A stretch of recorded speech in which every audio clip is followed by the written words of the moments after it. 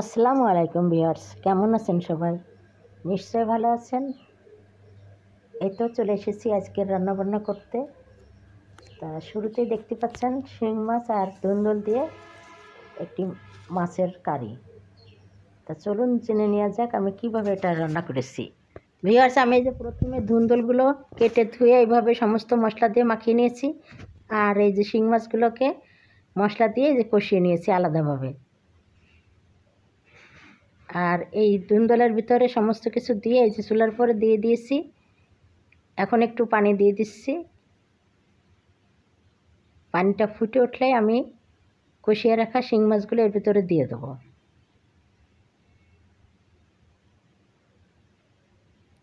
তো পানিটা ফুটে উঠেছে, আমি এখন এর ভিতরে শিং মাছগুলো দিয়ে দেবো।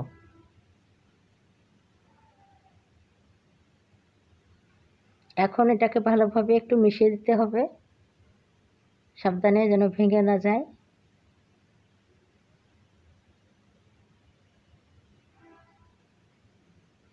ভালোভাবে মিশিয়ে দিলাম। এখন এটা রান্না হওয়া পর্যন্ত অপেক্ষা করব। রান্না হয়ে গেলে আমি ফিরে আসছি। এই তো ভিউয়ার্স, আমার এই যে ধুন্দুল দিয়ে শিং মাছ রান্না করা হয়ে গিয়েছে। আমি এখন সার্ভ করে নেব। ভিউয়ার্স, আমি এই যে সার্ভ করে নিয়েছি। দেখুন ধুন্দুলগুলো কি সুন্দর হয়ে আছে, সিদ্ধ একদম, কালারটা সুন্দর হয়ে আছে। আশা করি আপনাদের ভালো লেগেছে। ভালো লাগলে লাইক কমেন্ট শেয়ার দিয়ে আমার পাশে থাকবেন।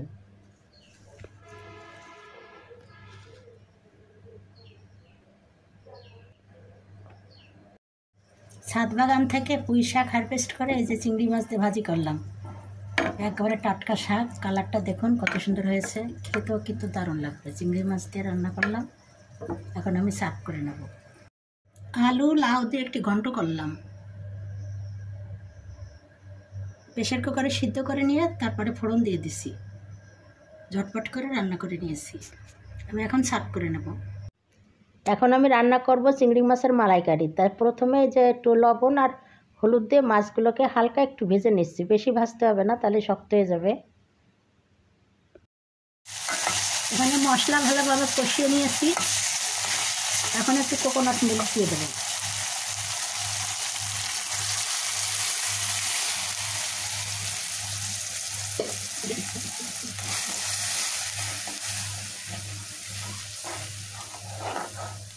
ফুটে উঠলে ভেজে রাখা মাছগুলো দিয়ে দেবো। ফুটে উঠেছে, আমি এখন চিংড়ি মাছগুলো দিয়ে দেবো।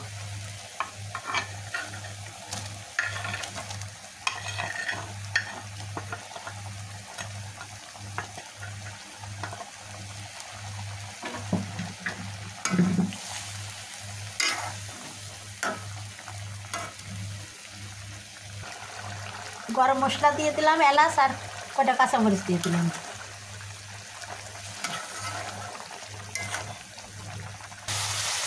একটু ভিউয়ার্স, আমার এই যে চিংড়ি মাছের মালাইকারি রান্না করা হয়ে গেছে। আমি এখন এটা সার্ভ করে নেব। তেল বেরিয়ে আসছে। ভিউয়ার্স, এই যে আমি সার্ভ করে নিয়েছি। ভালো লাগলে লাইক কমেন্ট শেয়ার দিয়ে আমার পাশে থাকবেন। আজকের মতো বিদায় নিচ্ছি। আপনারা ভালো থাকুন, সুস্থ থাকুন। আবারও দেখা হবে। আল্লাহ হাফেজ।